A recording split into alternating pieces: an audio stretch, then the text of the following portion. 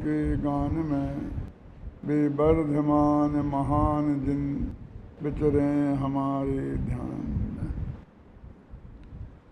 समय सार परमागम आचार्य कुंद देव ने 2000 वर्ष पहले भारत की इसी पवित्र भारत भूमि पर बनाया।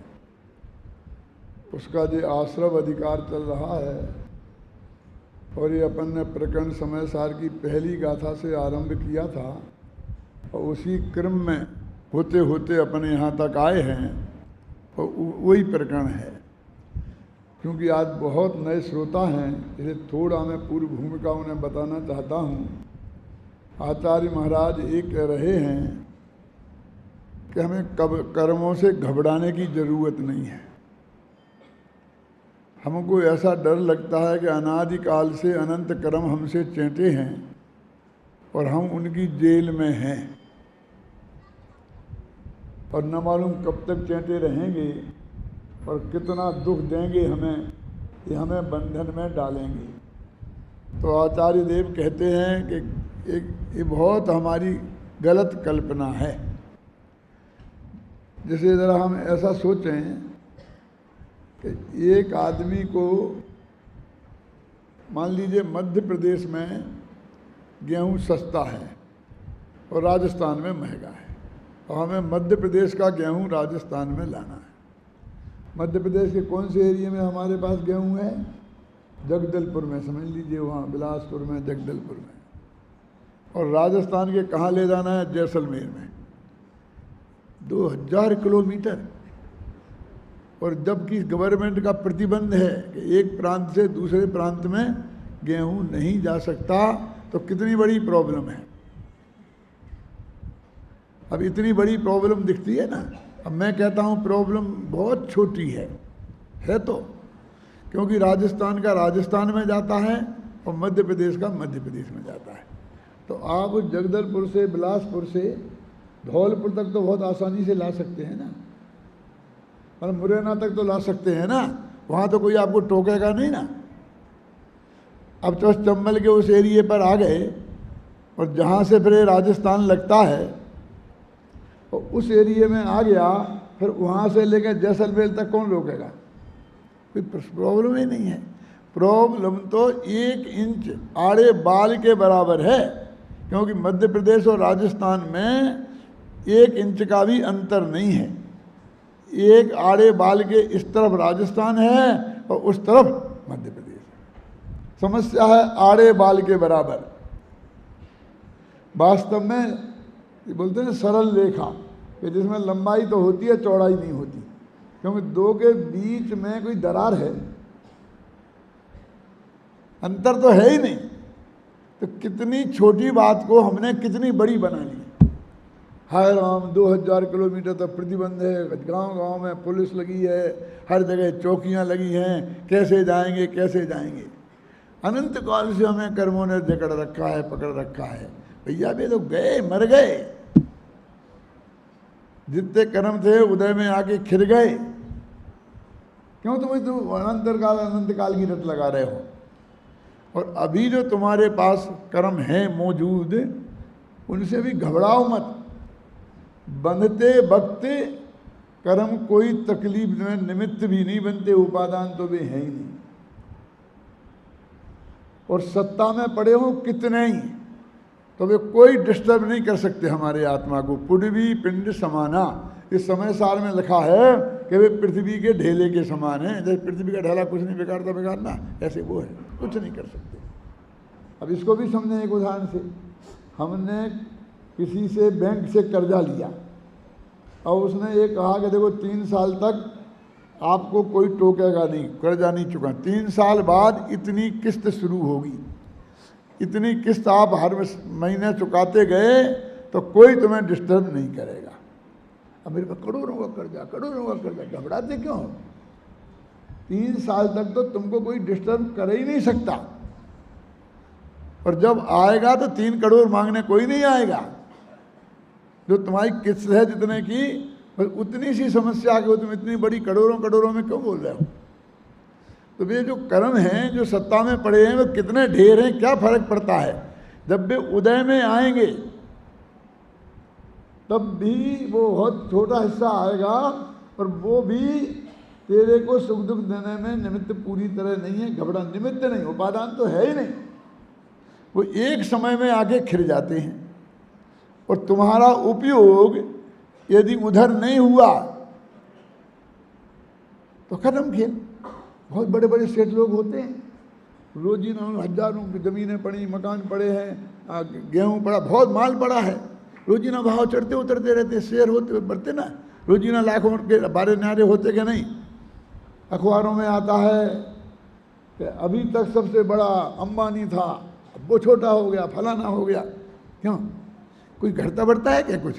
ये क्या बस शेयर के भाव नीचे गए तो वो छोटा हो जाता है। अब वे सो रहे, उन्हें पता ही नहीं है। तुम आत्मा का ध्यान कर रहे हो तो पता ही नहीं है, तो कब करोड़ों के बढ़ गए तुम्हारे पास और कब करोड़ों घट गए तो पता है कुछ? बोलो क्यों? बोलो विवेक जी, अब की इतनी ज़मीनें पड़ी हैं, कौड़ी के भाव ली थी, करोड़ों के भाव हो गए हैं, सोते सोते में पता ही नहीं चला। विवेक जी ने कुछ नहीं किया उसमें, क्यों? और ऐसा कभी होगा नहीं, फिर भी गवर्नमेंट 1 मिनट में कह दे कि कुछ नहीं, ये सबकी क्वाइड खत्म। क्या खेल है बोलो आप? एक समय का है, एक समय में लिखा है इसमें उपयोग के प्रयोगानुसार। तेरा उपयोग यदि आत्मा पर हुआ और तेरा उपयोग इस पर नहीं हुआ तो उस समय भी तेरे को कुछ भी दुख दे नहीं पाएंगे। तो क्यों इनके पीछे घबरा रहा है तू? अपने उपयोग को संभाल, इन्हें संभालने की तेरे को बिल्कुल ज़रूरत नहीं है। ये प्रकरण यहाँ चल रहा है और उसका कलश मैं पढ़ता हूँ, तुम लोग भी मेरा सहयोग करना। देखो है, विजहति नहीं सत्ताम प्रत्यय पूर्व बद्धा समय मनुसरंतो यद्यपि द्रव्य रूपा।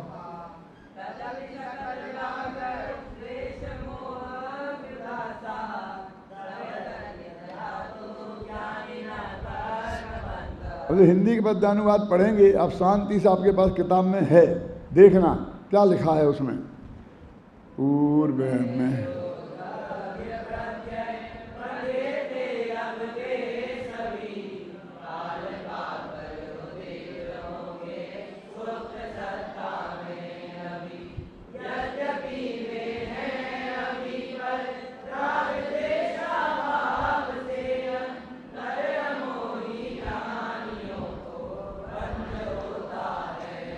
देखो बहुत सरल है जितेंद्र भाई, देखो देखो ध्यान। पूर्व में जो द्रव्य प्रत्यय माने द्रव्य कर्म, ये पहले से जो बांधे थे हमने, वे अभी सुप्त सत्ता में पड़े सो रहे हैं, कुछ तुम्हारे घर उनसे कोई घबराने की जरूरत नहीं। कितने हैं होंगे? पहले में जो हमने कर्म बांधे थे वे कर्म अभी सत्ता में सो रहे हैं, कोई खतरा नहीं है। काल पाकर उदित होंगे, जब उनका समय आएगा तब ही वे उदय में आएंगे। अब उस वक्त क्या करना है? यद्यपि वे हैं अभी उदय में आ गए, सत्ता में पड़े हैं, बंध भी रहे हैं, लेकिन राग द्वेषा भाव से, यदि तुम्हारे अंदर उसमें राग द्वेष की प्रवृत्ति नहीं है तो अंतर अमोही ज्ञानियों को बंध होता है नहीं, तो कोई बंद होने वाला नहीं। बोलो कितनी सी सरल सी बात है, इतनी सी बात है कि इस पे ध्यान देना। ये नहीं कह रहा हूं मैं, क्या कह रहा हूं? उन पे ध्यान मत देना क्या, तो तुम्हारा काम हो जाएगा। कि कैसा पंडित है? सब पंडित तो कहते ध्यान दो और ये कहता ध्यान मत देना, कि तुम्हारे ध्यान से उन्हें जीवन दान मिलता है। क्यों? और तुम्हारा ध्यान उन पे न हो तो वे मरण को प्राप्त हो जाते हैं। हमारे अनंत भगवानों ने जो केवल ज्ञान की प्राप्ति की वो कैसे की? बोलो कि आत्मा का ध्यान किया अंतर मुहूर्त तक। अंतर मुहूर्त जानते हैं? 48 मिनट में भी एक समय कम, 48 मिनट का होता है मुहूर्त, तो अंतर माने उसके भीतर भीतर, अंतर्मुहूर्त। इतना यदि तुम अपने आत्मा को देखते रहो तो 4 घातिया कर्म कहाँ चले गए पता ही नहीं चलता। तुम्हें उन पर ध्यान देना ही नहीं है कि वो तीव्र उदय आएगा तो आने दो। मैं पूछता हूँ, पार्श्वनाथ भगवान छपक श्रेणी मारकर आत्मा के ध्यान में बैठे थे, कितना पाप का उदय आया, कितने पत्थर बरसे, क्यों, कितना कितना उपसर्ग हुए। यदि वे पार्श्वनाथ भगवान उस पर ध्यान देते तो गारंटी से उन्हें केवल ज्ञान नहीं होता। उनने उस पर ध्यान ही नहीं दिया और अपने आत्मा का ध्यान करते रहे तो अंतर्मुहूर्त में केवल ज्ञान हो गया। बोलो, अब उनके उपद्रवों का नाश करने का उपाय उपद्रवों को देखना नहीं है, उनकी तरफ उपयोग डालना नहीं है। एक कर्म शत्रुओं को नाश करने का उपाय कर्म शत्रुओं को देखना नहीं है। तुम अपने आत्मा को देखो, अरे तुम्हारे देखने से तो उसे जीवन दान मिलता है, और तुम नहीं देखो तो उनका नाश होता है और तुम्हें अनंत सुख की प्राप्ति होती है। इतनी सी तो बात है। इसलिए अंतर अमोही ज्ञानियों को बंद होता है नहीं। अमोही माने मिथ्या, मोह माने मिथ्यात्व। मिथ्यात्व जिनका चला गया है, ऐसे ज्ञानी धर्मात्माओं को वे कर्म उदय में आते हैं, आकर खिर जाते हैं और आत्मा को बंध नहीं होता। एक और मन रहस्य की बात मैं आपको बताना चाहता हूँ, वो निद्राधिकार की है, यद्यपि आगे आएगी वो, कि अभी कहते हैं कर्म सत्ता में पड़े।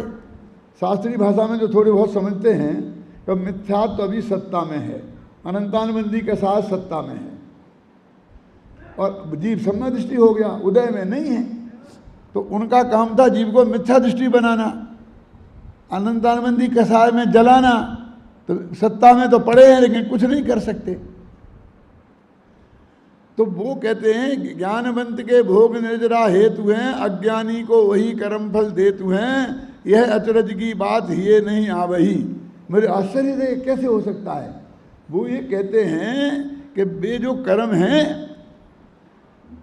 ये जो अपने को, वो क्षयोपम सम्मदर्शन वाले की बात है, छायक की नहीं, छायक वाले के तो है ही नहीं।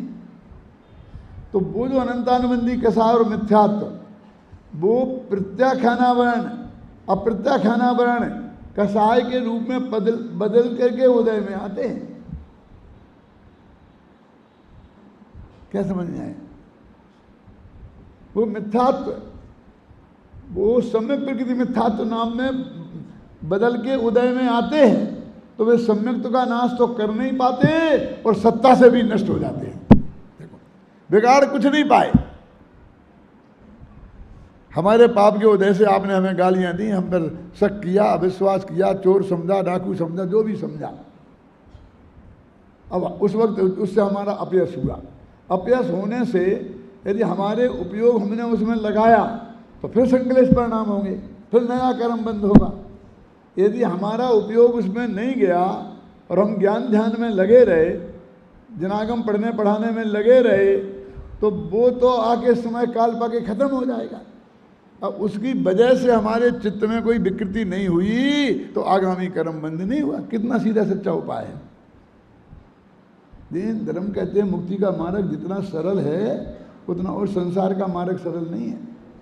कभी कभी तो मैं बोलता हूँ कि 1 कप चाय पीना कठिन है और धर्म करना माने आत्मा का अनुभव करना सरल है। लोग कैसी बात करते हो, चाहे तो हम 6-6 कप रोजी ना पीते हैं, क्यों? और आत्मा का अनुभव तो अभी तो हम तो आप सारी जिंदगी से प्रयत्न कर रहे हैं, ख्याल में है ना, लेकिन वो आत्मा का अनुभव तो हमें अभी तक तो हुआ ही नहीं। गुरुदेव के अनुयायी तो समझते हैं ना कि हम तो, हमें तो तब तो मिल गया है। बताओ कितना आत्मा का अनुभव हो गया। हाथ में तो उठाना कोई नहीं, तो कल से तुम्हारा बहिष्कार हो जाएगा, यही मुमुक्षु कर देंगे। क्या खतरनाक स्थिति है। जब हमें तत्व ज्ञान मिल गया है, गुरुदेव ने मार्ग बता दिया है, तो हो जाए किसी को सम्मत समझ तो तुम्हारे बाप का क्या बिगड़ता है। लेकिन नहीं, सब ऐसी दाव लगाए बैठे। यदि वो कोई कह देवे कि मुझे हो गया तो सब उसके पीछे पड़ जाएंगे। क्या है, क्या है, क्यों बोलो। देवेंद्र जी, क्या नाम, वीरेंद्र जी, है नहीं ऐसी प्रवृत्ति? क्या है? ये सम्यक दर्शन कुछ नहीं है, आत्मा के दर्शन का नाम सम्यक दर्शन है। देखो विवेक जी, आप अपनी कार लेकर यहाँ से अजमेर को रवाना हुए। अजमेर में तो रास्ते में सारा इंतजाम है, क्यों? आपको चाय पानी साथ में लेकर चलने की ज़रूरत है? कितनी तो दुकानें हैं, और दुकानों का नहीं पीते हो तो आपकी तो समझाना भी रास्ते में है। किशनगढ़ में चाय मिल ही जाएगी कि नहीं मिलेगी? सब इंतजाम है ना, तो कोई चाय लेके तो चलता नहीं है। अब रास्ते में ऐसी जगह गाड़ी खराब हो गई 2 बजे कि जहाँ से 4 किलोमीटर इस तरफ और 4 किलोमीटर पीछे ना कोई चाय की दुकान है ना कुछ है, और गाड़ी खराब हो गई और आपके चाय पीने का टिम टिम हो गया। अब नहीं तो नहीं मिलेगी चाय 2:30 बजे, तो सिर दर्द हो जाएगा। बोलो क्या करें? अब वहाँ एक कप चाय की, बोलो सोचो कितना कठिन काम है। अरे उस चाय के लिए चाय चाहिए, दूध चाहिए, पानी चाहिए, चाय चाहिए, स्टोव चाहिए, फिर उसमें माचिस, कुछ भी हो, माचिस की सीख नहीं हुई तो सब बेकार। कितनी चीज़ें चाहिए बोलो आप, कितना कठिन है। कोई आदमी साथ में नहीं है, सेल्फ ड्राइविंग करके जा रहे थे, वो एक कप चाय समझ लो कितना कठिन है। तुम उसकी तुलना मत करो जो रोजाना तुम्हारे मन में सोच रही आ जाती है टेबल पर, उसकी बात मत करो, कठिन है ना। और आत्मा का ध्यान करना हो भैया तो क्या करना, बोलो? ना स्टोव चाहिए, ना कप चाहिए, ना दूध चाहिए, ना चाय चाहिए, आंखें बंद करो और भगवान आत्मा तेरे को हाजिर है। तस्वीरें खुदा की हृदय के आईने में है, जब चाही गर्दन झुकाई देख ली, क्या दिक्कत है बोलिए? अब बोलो आत्मा का ध्यान करना सरल है कि एक कप चाय पीना सरल है? ये क्यों है? क्योंकि संयोग ये पर के अधीन है, कर्म के उदय के अधीन है। यदि एक कप चाय पीने का पुण्य आपके पल्ले में नहीं है तो 100 सिर के हो जाना नहीं मिलेगा, नहीं मिलेगा। क्या बात करते हो? हम जैसे पुण्यात्मा के ऐसी बात करते हो? अरे तुम जैसे हमने 36 देखे, ऋषभदेव थे ना, वे तुमसे कम पुण्यात्मा थे? भरत चक्रवर्ती के पिताजी, लेकिन उन्हें नहीं मिली साल भर तक रोटियां, तो नहीं मिली। क्या कर लिया किसी ने बोलो? वे जो देवता आकर इंद्रा के दरवाजे पे चाकरी बजाते थे, वे सो गए, पता ही नहीं चला कहाँ। बेटा चक्रवर्ती था, लेकिन बाप को कोई आहार मिला कि नहीं मिला उसने ध्यान नहीं दिया। क्यों? जब बेटा नहीं होगा संयोग तो दुनिया कोई तुम्हें ध्यान नहीं देगी, और जब होगा दुनिया, तो उनके पल्ले में पुण्य नहीं था। घबराना नहीं, मैं कह रहा हूं कि नहीं था। अरे नहीं था नहीं, बहुत पुण्य था। यदि पुण्य नहीं होता तो लोग अपनी लड़कियां देने को क्यों तैयार होते? यदि पुण्य नहीं होता तो लोग हाथी घोड़े देने को क्यों तैयार होते? आगे लोग कहते थे नंगे पैर क्यों हैं, हाथी पे बिराजो, हाँ लड़की से शादी करके बैठ जाओ, मैं सारी संपत्ति देता हूँ। पुण्य का उदय था कि नहीं था? लेकिन भैया एक तरह का पुण्य दूसरे रूप में नहीं बदलता है। वो हाथी घोड़ा वाला पुण्य रोटियों में नहीं बदलता है, वो चाय में नहीं बदलेगा। चाय के बिना तो तड़पना पड़ेगा बेटा, समझ लो अच्छी तरीके से। और चाय जितना पुण्य हो वो काम नहीं आएगा वहाँ, और चाय वाला पुण्य अलग होता है। इसलिए कहते हैं कर्म की उदय की फिलॉसफी को भी तुम एक बार समझो। कुंद आचार्य कहते हैं तो तुम्हें पता चलेगा कि वास्तव में स्वरूप वस्तु का क्या है और तू क्या चीज है।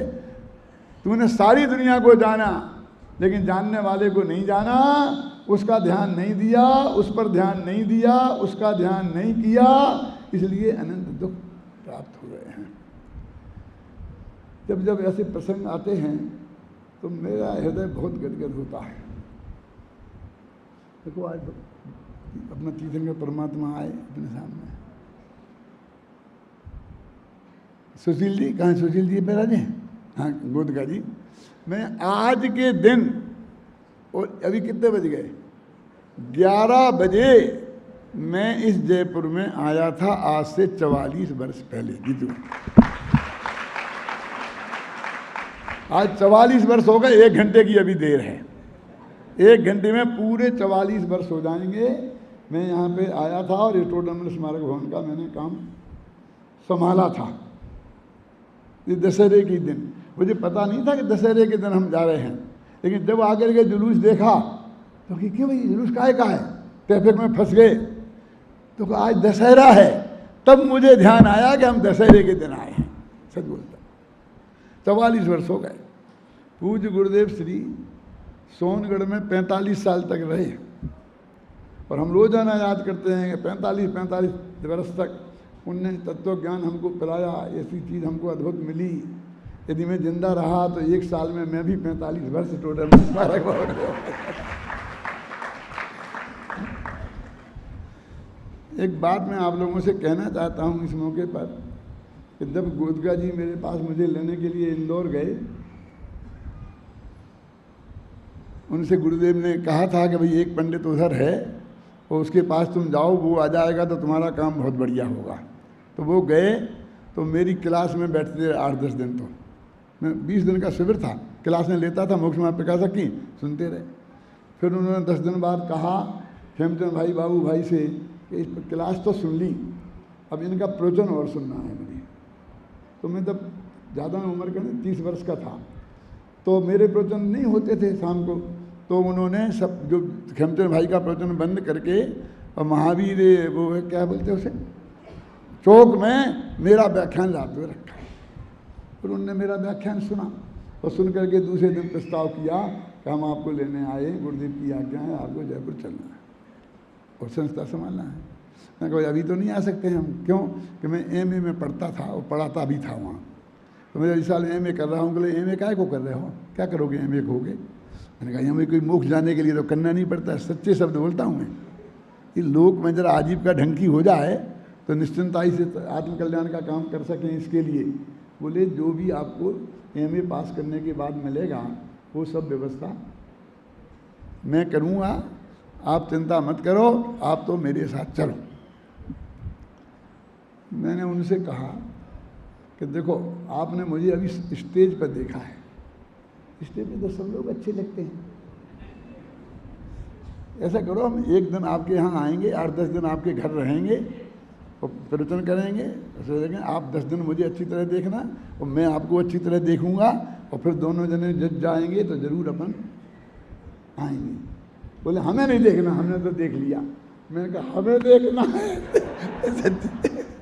क्यों कि सेठिया लोग ले जाते हैं और फिर जाकर के अपने धंधे पानी में लग जाएंगे और फिर बस न मालूम क्या 1 मिनट में उनका कोई सनक छूटेगी तो छुट्टी कर देंगे, भगा देंगे। ये नहीं ऐसी बात नहीं, ऐसा नहीं बोलना। सब बहुत हुआ, मैं लंबी कहानी नहीं सुनाऊंगा। ख्याल में आए ना। आखिरकार हम उनके कहने से यहाँ आए। मेरे कहने का अर्थ है मैंने एक शर्त रखी कि अभी पंडितों से लोग चंदा कराने का काम करते हैं। ये पंडित चंदा वाला पंडित नहीं है। ये आप नक्की समझ लेना कि मेरी प्रतिज्ञा है कि मैं सामूहिक रूप से, व्यक्तिगत रूप से किसी से 1 नए पैसे की अपील तुम्हारी संस्था के लिए नहीं करूंगा, ना किसी को करूंगा। मेरी प्रतिज्ञा है। इस सच्ची घटना में समय सार पे हाथ रख के सुना रहा हूँ। इसमें बिल्कुल एक शब्द का फर्क नहीं है, क्योंकि ये वातावरण ऐसा है ना, इससे मुझे विकल्प आता है सुनाने का। मैं आप समझ लेना मैं इस काम के लिए नहीं आ रहा हूँ। बोले आप क्या बात करते हो, गुरुदेव ने आपका नाम सजेस्ट किया है, हम इसलिए आए। अरे ये हम सब करेंगे। खेमचंद भाई बोले, बाबू भाई बोले, पाटनी जी सब थे। ये हम कब कहें? तुम्हें तो जो ज्ञान प्रचार का काम करना है वो करना। हम बिल्कुल, हमको कुछ नहीं कि काम क्या, काम कुछ नहीं, जो आपको करना है वो काम है। मैंने आप बताओ। बोले मुझे एक जैन धर्म की यूनिवर्सिटी चलाना है। और 6वीं क्लास पास बच्चे कहते यूनिवर्सिटी चलाना है। मेरी यूनिवर्सिटी का अर्थ समझते हैं कि नहीं थे? क्या बोलते हैं यूनिवर्सिटी किसे कहते हैं? तो मैंने कहा बताओ यूनिवर्सिटी तो ठीक है, लेकिन करना क्या चाहते हो? कि जैन धर्म के बच्चे बच्चे में ये जो तत्व ज्ञान जैन दर्शन का है वो पहुँचे, हर आदमी जैन धर्म की गहराई से पहुँचे। मेरे मन में ये भाव है। तो मैं समझ गया कि ये क्या चाहते हैं। मैंने कहा 3 दिन बाद बात करेंगे। 3 दिन में मैंने योजना बनाई कि तुम्हें क्या क्या करना चाहिए। और 3 दिन बाद मैंने वो योजना उन्हें पेश करी कि तुम ये काम करोगे, यदि 500 रुपया मुझे दोगे तो 2500 रुपया महीना का खर्चा समझना। एक क्लर्क, एक चपरासी, एक ऐसा सब लगेगा। ये किताबें छपाएंगे, बच्चों की बनाएंगे, फिर परीक्षा बोर्ड बनाएंगे। सब मैंने जो किया है आज तक वो सब का सब मैंने उन पर लिख करके वो योजना बना के उन्हें दे दी। वे तो देख दाख के ठीक है ठीक है ठीक है, फिर खेमचंद भाई बाबू भाई को सबको दी, देख दाख के बोले ठीक है ठीक है। खेमचंद भाई ने एक शब्द कहा मेरे से, पंडित जी गोदका जी की तरफ से मैं आपको गारंटी देता हूँ कि आपको बारे में, आपको पैसे के बारे में कभी कुछ सोचना नहीं पड़ेगा। और उनसे कहा गोदका जी आपको मैं ये गारंटी देता हूँ कि जो आप चाहते हो कि पंडित जी क्या करें, उसे 100 गुना बढ़िया करके ये बताएंगे, ये मेरी गारंटी है। और बस इतनी सी बात पर हम यहाँ आ गए। और चाहते इतना बड़ा ज्ञान का एक हमसे जो बन पड़ा है पूर्वदेव के प्रताप से, हमने पूरा जीवन समर्पित करके, आज भी मैं अखबार आता है और उसमें राशिफल देखता हूँ, यदि उसमें लिखे कि आज तुम्हारा दिन अच्छा है तो मुझे लगता है कि आज संस्था का कुछ अच्छा होने वाला है, और आज तुम्हारा दिन बुरा है तो मुझे लगता है कि संस्था का बुरा होने वाला है। मैं इस संस्था से ऐसा एक में एक हो गया हूँ, मुझे दूसरी बात का कोई विकल्प भी नहीं आता। तो ये पंचकल्याण का प्रसंग बन गया। मैं तो सच बोलता हूँ सच्चे हृदय से कि मेरे लिए तो ये हॉल बहुत बढ़िया था, उसके नीचे मैं प्रवचन करता था, ये और बढ़िया बन गया, इससे क्या फ़र्क पड़ा? मेरे थोड़े ज्ञान की वृद्धि हो गई होगी। क्यों? ये मंदिर में एक मूर्ति थी, हम बढ़िया प्रवचन करके आज दर्शन पूजन करते थे, क्या कमी थी? बोलो क्या था, क्या कमी थी? बढ़िया चल रहा था हमारा काम। लेकिन आप लोगों के अंदर में इतना उत्साह, इतना उत्साह, इतना उत्साह। एक भाई मेरे पास आए कि मैं ये काम करना चाहता हूँ, तो मैंने कहा भाई साहब आप आएंगे, लिमिटेड पैसा देंगे, फिर ये काम मेरे माथे पड़ जाएगा, फिर मैं दूसरी लोगों के मुंह देखना पड़ेगा, मैं नहीं करूँगा। आंख में आंसू ला करके पति पत्नी ने मेरे से कहा कि आपको बिल्कुल नहीं देखना पड़ेगा, मैं सब कुछ करूँगा। तब मैंने बहुत मुश्किल से स्वीकार किया और एक सारा काम हो रहा, और उन्हें सच्चे दिल से पहले दिन 30 लाख रुपया मेरे हाथ में रख दिए और उन्होंने कहा कि ये काम शुरू करो, और जाकर के सब जगह ऑर्डर दिया, कराया, तो ये काम शुरू हुआ। मैं किसी कीमत पर करने वाला नहीं था, न करता, न मेरे चित्त को ये स्वीकार है। और अब भाग्य की वजह से ये काम तो ये बन पूरा होने ही वाला है गारंटी से, और ये पंचकल्याण भी साथ में, फिर ये सब कुछ हो गया। ये सब आप लोगों का इतना स्नेह और इतना वात्सल्य भाव है। महाविद्यालय में तकलीफ आई तो इसी जयपुर में से एक भाई, जिनका मैं नाम नहीं बोल सकता,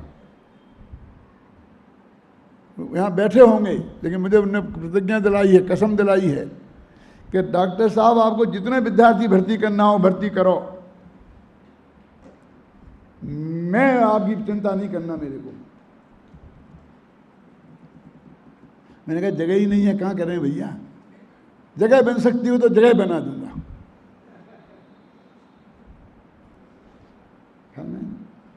मुझे बिल्कुल फिक्र नहीं है, कुछ चिंता नहीं। अभी मैंने किसी से कुछ नहीं कहा एक न, और मैं कहता मेरी प्रतिज्ञा वो निभ जाए। बाबू भाई जब तक, और गोदका जी थे, पाटनी जी थे, तब तक ये सारी फिक्र वो लोग करते थे।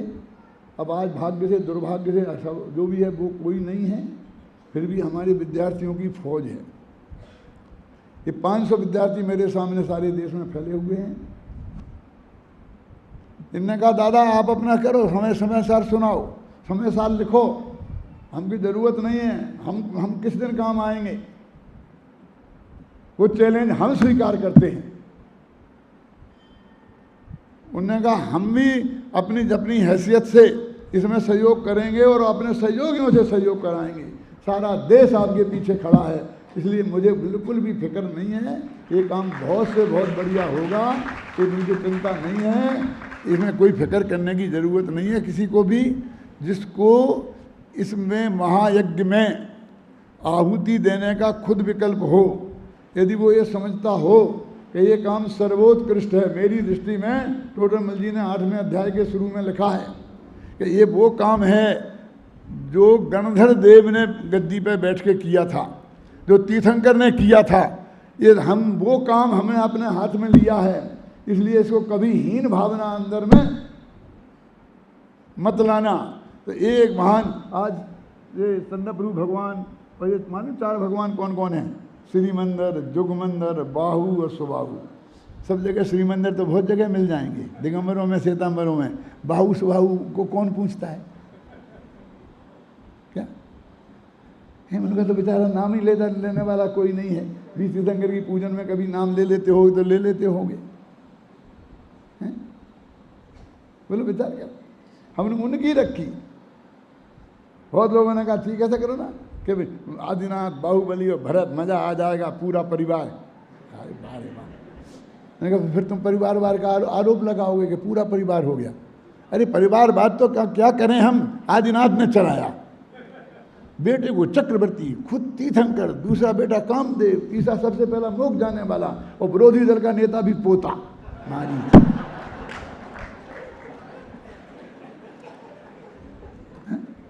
अरे कोई काम करने वाला है ही नहीं, जो करेगा उससे तो कराएंगे, कहाँ जाएंगे? आए तो कोई जीवन दान देने वाला, करे तो कि पिछले 44 साल से हमने एक दिन सपने में भी दूसरी बात नहीं सोची और ये काम किया। ऐसा जीवन समर्पित करने वाले लोग आवे तो। हमारा उस दिन छाती चौड़ी हो गई। एक थोड़ी 2 मिनट की बात सुना के ख़त्म करता हूँ। मुझे तो पता भी नहीं था विशेष, जब मैं एक गांव में हमारा शिविर चल रहा था। कौन सा गांव था भैया? वो कोलारस। आप भी थे ना? तो जब मैं प्रवचन करने गया 25 मई के दिन, तो वहाँ जाकर उन लोगों ने बाजे बजाना शुरू किया। जे कि अभी क्या हो रहा है? तो लोगों ने कहा तुम्हें पता नहीं है क्या कि तुमको क्या देते वो आजकल? सरप्राइज। हाँ, ये आपको सरप्राइज दे रहे हैं। सच में बोलता हूँ, मैं सरप्राइज का भी अर्थ नहीं समझता था क्या होता है, क्या देते हैं, क्या देंगे मुझे ये। तो उन्होंने कहा आज आपका जन्मदिन है, वो ये लोग मनाने वाले हैं। और उन्होंने मेरा जन्मदिन मनाया। मनाने के बाद मेरे से कहा आप बोलो कुछ। तो मैंने एक बात बोली कि भैया पूज्य गुरुदेव श्री की जब चिता जल रही थी, उस चिता के सामने मैंने और बाबू भाई ने दोनों ने मिलकर ये प्रतिज्ञा की थी कि हे गुरुदेव आप तो चले गए, आपने जो तत्व ज्ञान हमें दिया है, ये जब तक शरीर में खून की अंतिम बूंद रहेगी तब तक पूरी शक्ति से इसको हम प्रचार प्रसार करते रहेंगे। इतना मैंने पर वो भावुकता आ गई ना मेरे, उनने मनाया इसलिए ये कह दी मैंने बात। शाम को देखा तो फिर बाजे बज रहे। मैंने कि आज अब क्या हो गया कि फिर की वो दे रहे हैं क्या सरप्राइज? तो क्या सरप्राइज दी? जितने 115 विद्यार्थी मेरे वहाँ थे, शास्त्री पास भूतपूर्व, उन सब ने मिलकर ये नक्की किया। इनमें ये सब मौजूद हैं। उनका नेता कौन था वो खड़ा हो जा रहा है, जनेंद्र खड़ा हो, काम पे गया जो वो साइन करा के ले गया ना, वही नेता है। वो भारतीय जनता पार्टी का उदयपुर जिला का युवा मोर्चा का अध्यक्ष बन गया है। उसने मना बनू के क्या किया, फिर इन सब लड़कों ने एक प्रतिज्ञा पत्र लिखा था और वो ये कहा कि आपने अपने गुरुदेव की चिता के सामने ये प्रतिज्ञा की थी और हम आपकी उपस्थिति में ये प्रतिज्ञा करते हैं कि हम अंत जीवन के अंत तक इस तत्व ज्ञान के प्रचार में अपना सहयोग देंगे और देते रहेंगे। और उसके बाद वो हमारे सारे विद्यार्थियों ने फार्म भर करके हमें भेज दिए कि हम ये प्रतिज्ञा करते हैं। 500 550 की मेरी फौज तैयार खड़ी हो गई। क्यों? अभी हमको क्या चिंता, किसकी चिंता? इस तत्व ज्ञान को कौन ले जाएगा आगे? अरे भाई, जिसके महापुण्य का उदय होगा वो इसमें योगदान करेगा, जिसके महापुण्य का उदय नहीं होगा वो नहीं करेगा। मैंने तो अपने बच्चों से पहले ही कह दिया है और हर साल फिर दोहरा के कह देता हूँ कि बेटा मेरे पास कुछ बचेगा, यदि मेरे नाम का होगा कुछ, तो तुम्हें किसी को कुछ मिलने वाला नहीं है। ख्याल में है ना? ये सब इस तत्व ज्ञान के प्रचार प्रसार में ही लगेगा और तुम्हारी ड्यूटी है कि उसमें अपनी तरफ से और जोड़ करके लगाओ और इसमें लगे रहो। और उस प्रतिज्ञा को साल में 2 दफ़े याद दिलाता हूँ, दोहराता हूँ। इसलिए ये महाकाम बहुत महान है और ये पूरा होने वाला है। आज भगवान आए हैं, उनके स्वागत उनकी साक्षी में मेरा हृदय भर गया, इसलिए मैंने इतनी चर्चा आपसे की। और तत्व ज्ञान की चर्चा करता वो समय बीच में चला गया, उसके लिए मैं आपसे क्षमा चाहता हूँ।